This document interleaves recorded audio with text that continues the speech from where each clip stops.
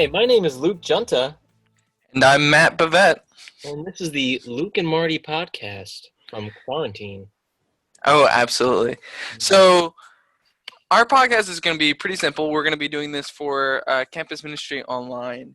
And essentially, we're going to be taking, different questions from the audience that are philosophical, religious, existential in nature. And basically, we're going to answer them despite being, not qualified at all to answer these questions. You know, I'm a psych major. Luke's a environmental science major. Oh, So yeah, don't you know?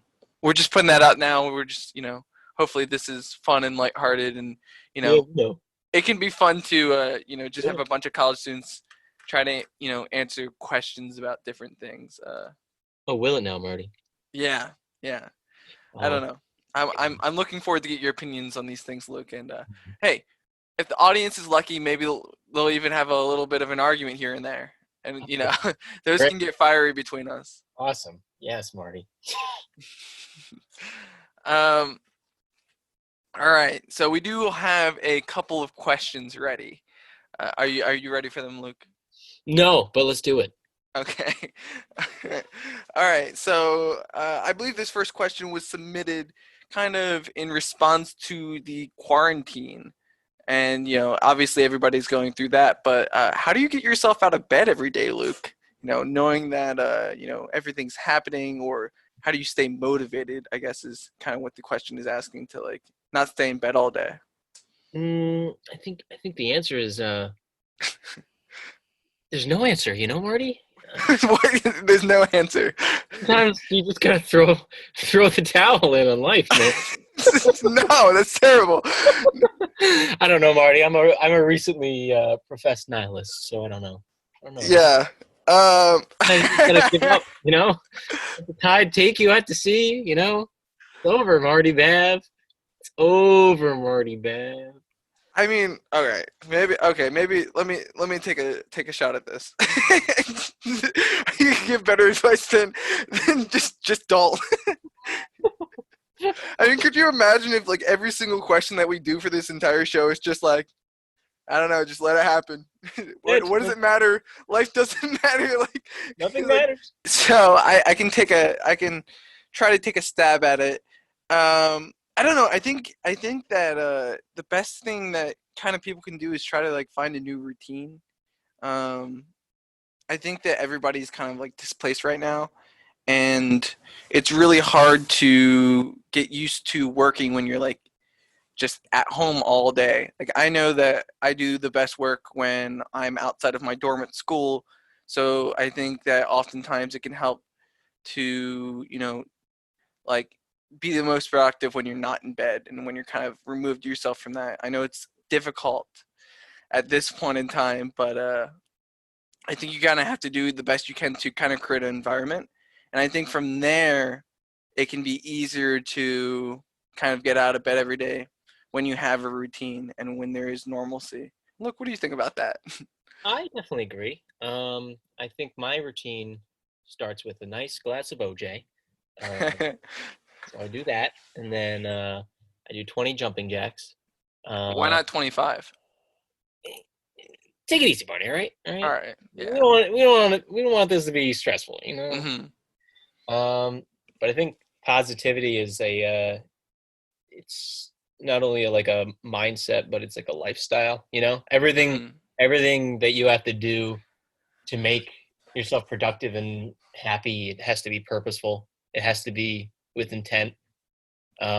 I think one of the things that I've definitely learned in college is that happiness isn't gonna just come to you. You have to work on the happiness. You have to make happiness. Like, yeah, life isn't easy, and happiness isn't easy.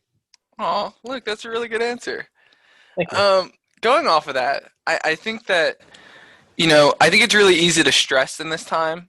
It's really easy to let work, with everything changing, to let that pile on. But I think off of that, it's really easy to or it helps a lot to kind of work in things that you enjoy. Like you can't feel like you have to work all the time. I mean, at school you wouldn't work all the time either. I don't work all the time, Marty. Exactly. And going off of that, like working things you enjoy, like, Luke, you've been playing the bass and guitar a lot. Or like maybe like it's playing video games with some friends or zooming with people from school or talking from people with home. There's a lot of good ways to kind of like manage stress in that way. So in that way, it's like so when you wake up every day and you kind of feel like the weight of the world on you, that you can be like, all right, well maybe I don't have to tackle all of this right now. I can kind of disperse it throughout my day. Maybe play a little bit of guitar here, read a book there. Go back and forth between work and stuff. Absolutely. Yeah, I find a big problem with, I guess, dividing up my time. Like, I have to be purposeful with when I like do things like play with guitar, because like I could just sit there for hours and then I won't get anything done. So like I Mm-hmm. like divide up my time. I'll do an hour of guitar and then I'll do homework for a couple hours and then I'll go back to it. Yeah, I agree with that. I feel like setting deadlines for myself, even if they're like really small ones, is like, okay, I'm gonna have this much done by this time, or I'm gonna read this much by that time. I think that like that helps a lot. And I You know. also think that isolating yourself from your distractions is also key. Like when I do my work now, I sit in the basement. It's spooky down here, but you know, I make do. I leave my guitars upstairs and then my phone upstairs too, and I just Ooh, grind. phone. Yeah, no phone.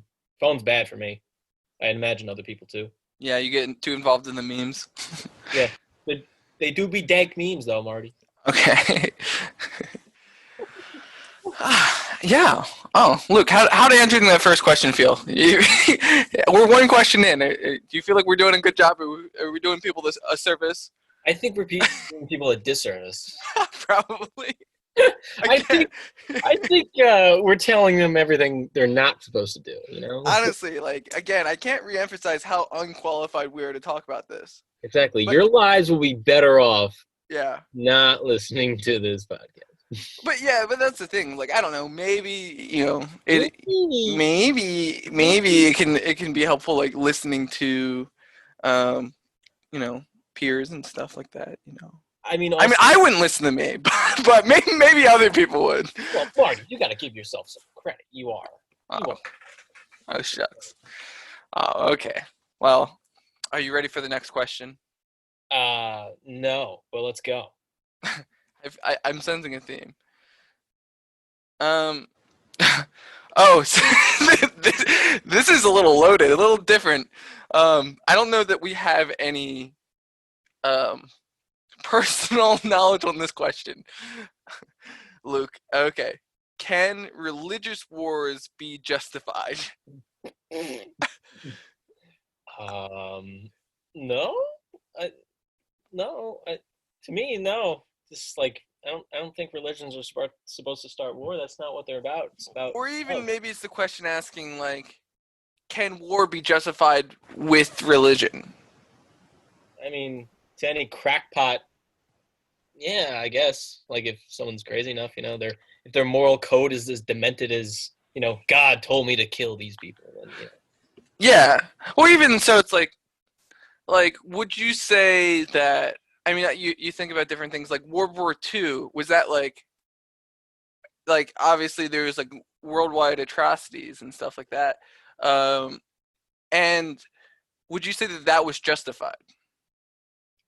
Are you saying? Are you asking me if Hitler was right, No, Jesus Marty? Christ, no. No, all I was saying was I was giving the example of like how that war would be justified under, say, like Catholicism, you Oh, know, I guess doing the common good. Yeah. or yeah, that's what I'm saying. Where it's just like some people would say like, oh, war is never justified under any circumstances ever, I think that you know. I think that war can be justified more in a humanitarian sense. Like World War II was a humanitarian crisis. Yeah, Like, yeah, you could see it as your like your duty, I guess, to I fight for remember. people's freedoms like Yeah, religiously. But I think like I would view whether fighting a war is right or not in like a human sense, you know? Hmm. I would I also remember from Dr. Glennon's class, bringing back some knowledge. We talked about like just war theory, in terms of like that you have to have justice in like the three stages of war. In joining a war, there needs to be justice in carrying out war, and in ending a war. You should never carry out war longer than you need to. You should never take more than you have to. That's true. You should try to minimize damage as much as you can. It should be a last resort, all stuff like that.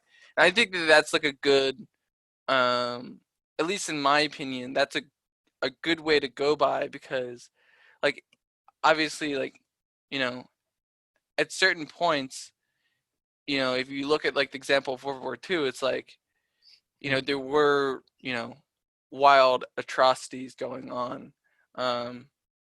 So it's like in that way, like it's just like join war and etc. But yeah, I feel so unqualified to talk about that though. So They're bringing some good questions to the table, I gotta say.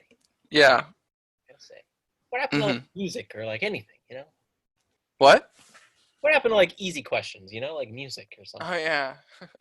Like, which Beatle was the best? We can Exactly. get. You know, Paul is the best, obviously. Ringo is the vote.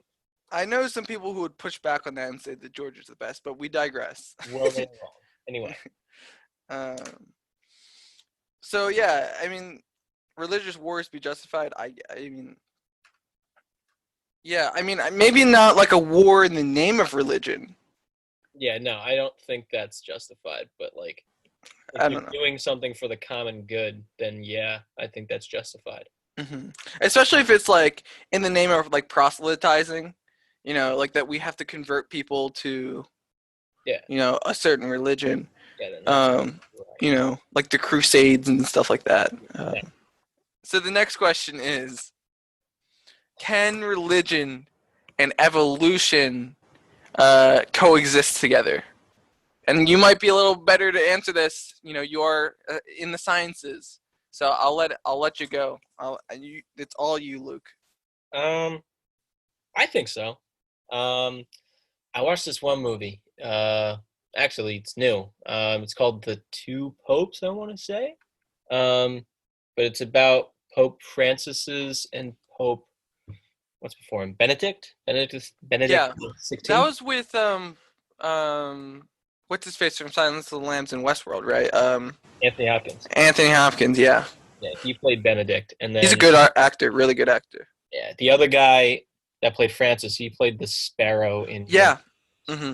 I recognize that. I've seen the trailers, haven't seen it, but yeah, go on.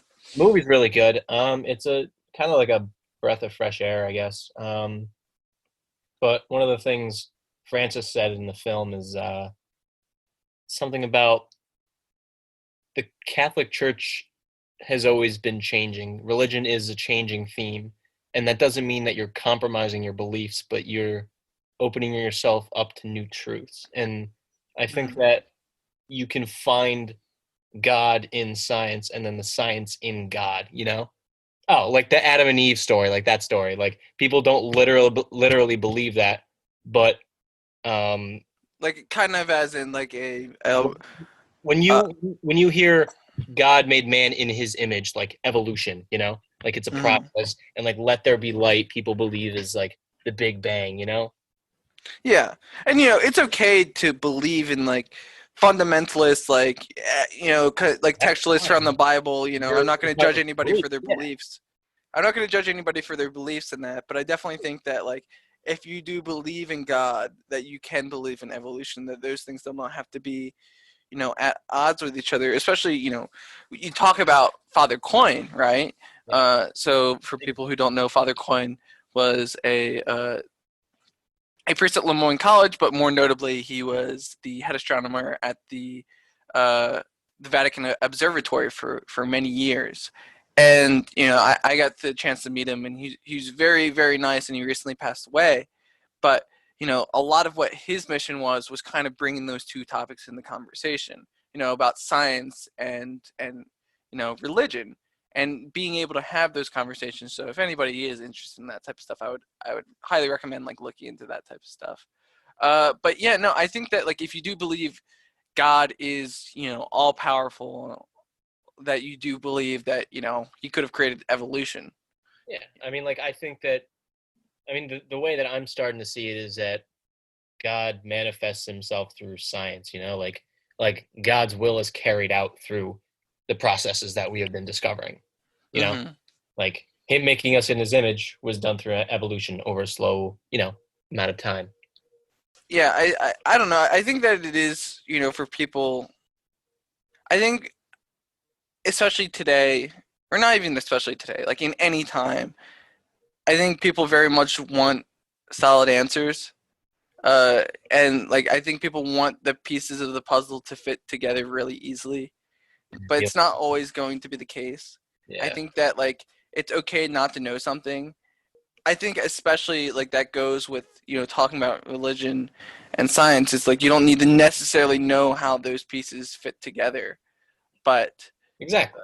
um, you know, I think that's part of life is not knowing things, and you don't need to know everything in life. Maybe I don't know. And you don't need to know everything in life to be okay. Yeah, to Like, find purpose, to find. Um, but that's kind of off topic.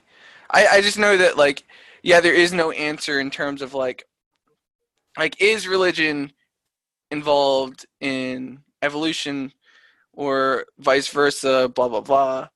Um, but it's okay not to know at this point, and I think that that's like the stage that a lot of people get into arguments about is like they feel very strongly about one thing or another, when at the end of the day it is just an opinion, and you don't know life is for gray. fact. Hmm? Life is gray. It's not black or white. There's Hmm. no clear answer. Have you ever seen or have you ever heard of The Good Place? Yeah, the show. Yeah, I just finished it. I remember the first episode. The main character, for those of you who don't know, the main character, she passes away, and then she Christian Wig. puts in. Wait, no, that's not Kristen Wiig. That's Kristen Bell. You silly. Sorry. She passes away, and she winds up in the afterlife of the show. It's called The Good Place, and she asks, "So, which religion got it right?" And the creator, I guess I forget what his name is, but he says Michael in Michael. the show. Yeah, he says, "Oh, they all got it right, about 5%." Yeah, and then he goes on about this one guy in Canada, like he happened to get it like 85% just one night. Like, and he had like a picture of him behind his like desk. Yes. Really funny episode. He's um the actor is Ted Danson, right? He He- did Cheers. yeah, he did Cheers, and he was in wasn't Law and Order, NCIS. Mm. I never watched that. But actually, if you are interested in like, if anybody's interested in like that type of, that type of show, it's really actually a great show. It deals a lot with like philosophy. The show just ended, and I think that like a lot of shows don't know how to end, and they find it super difficult to kind of find a resolving ending. If anybody watched Game of Thrones, I think they would know that. Um, um, but I think that that show does an amazing job of really finishing strong. It was one of the best endings I've seen to a TV show. Really? But it deals a lot with actually like philosophical and existential questions, and it makes you think a lot at the end of the episode. So Yeah, I I've endorse.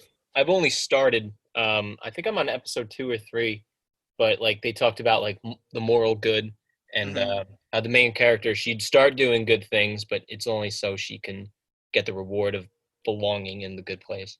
Yeah, and I don't know how much you've watched of Westworld yet, but there's a lot of moral quandaries there too, which is Yeah, really interesting. How far are you in? I'm on episode. It's either 3 or 4 now, Hmm. but yeah, some messed up stuff went in there. Yeah, I love yeah, it no, though. definitely like a viewing advisory there. I think definitely a show for people 18 and up. Good place though. That's lighthearted. Yeah, The Good Place is, NBC. HBO can be a little bit adult at times, which is where Westworld has its home. Essentially, it's like the question of is like what makes up humanity. It's like they have all the same thoughts and feelings as humans do, but they get turned off every night and reset, and they forget. And does that make it okay to commit violence against them and stuff like that? And it's a really interesting question about like humanity, and it's also like kind of scary in terms of technology as well of like It's also scary as like how bad we could get. yeah, Like yeah. there's no integrity in hmm Westworld, you know? hmm when people think that there are no consequences, like how people will act. And um I'm pretty sure they constantly remind you like life is full of decisions. yeah. The running theme. Kind of like that butterfly effect of like one thing can affect another. But yeah, I didn't know we turned this into a TV show like podcast, but I think that a lot of what we're talking about and a lot of the knowledge we can get is from like our environment. Um, so it's applicable to look at things like in like society and how they're talking about some of the things that we're talking about, and I think that that can be really interesting to look at, maybe. Word. Yeah. So I think we've been going for about uh, I don't know how long we've been going, but we've answered 3 questions. We've given people some movie advice, not even movie, TV advice, uh, and I think we don't want to bore them too long with an hour and a half long tirade. We can give Yeah, something. no, thank you. We can give them a nice and short podcast where we give them questionable advice, or not even advice, just questionable opinions. Um, We are questionable people, Marty. yeah, I mean, if I saw myself walking down the street, I would cross to the other side. Yeah. Nah, it's like I don't want to associate with him. Um, but do you have any final thoughts, Luke? um, turn off the news, you know? Yeah. Yeah, I mean like look, my parents are Well, be constantly educated. Be educated. obviously be educated, but there's a line between the education and like giving into the hysteria because like my parents they constantly watch the news all the time and it's just like bad news after bad news and like you don't need that, you know, like I was talking to my brother who's a state trooper and he's been at home for the past what 2 weeks with his kids and like he's never felt any more happier in life. I guess up until now, or this is one of the most happiest points in his life because he's just spending time with his kids. News is off. There's no phones. They just turned off their phones and they're just living by themselves. And I mean, occasionally they'll check up on the news and watch TV and stuff, but like, there's a line between in everything, you know. Um, yeah, stay educated, but don't freak out. Yeah, and that's the thing. It's just I think this is just a really it's a this is a once in a lifetime event, and nobody kind of knew what was going into this, what was going to happen. And I think a lot of people is actually like they take things from movies and when they see like an apocalypse movie that they have to rush down out to the store and like buy everything that they can. Toilet Um, paper. yeah, exactly. It's going to be really interesting to see how society is affected after all of this, and see like what changes are made because this does feel like a really defining moment in everybody's lives in terms of like you're going to look back at like, oh, remember like the coronavirus outbreak of 2019 2020, and I would be surprised if things just went completely back to normal, or at least it might take a while before that. It's going to be a weird moment when like there's the first like baseball game, and everybody's going to be standing there. It's like pretty close to each other when they have opening day. Like, how's that going to turn out? That um, first day of school. yeah, it's going to be weird to see people. It'll never be weird to see you, Marty. Oh, Oh, thanks, Luke. On that note, I think that I think that's good. I think that's a good ending. When you Uh, complimenting me, I think that's the best way to leave. If people have questions, please submit them to lukeandmartypodcast@gmail.com. lukeandmartypodcast@gmail.com. So that is LUKEANDMARTYPODCAST@gmail.com. Dang, you can spell. Thank you. I read it actually off my phone. Uh-oh. All right. Bye, everybody. Goodbye.